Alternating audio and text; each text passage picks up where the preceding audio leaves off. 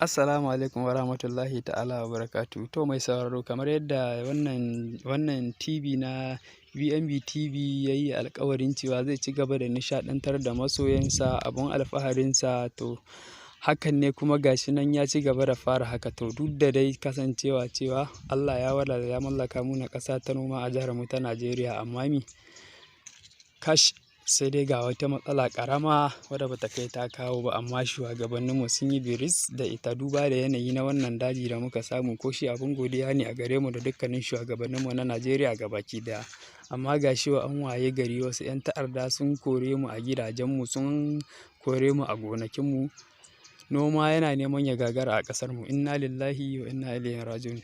Wannan shugabanni namu na Najeriya gobe kiyoma mi za ku ce ma Ubangiji Allah subhanahu wata'ala idan ya yi maku tambayo akan wannan mulki da ya ɗora ku gare shi?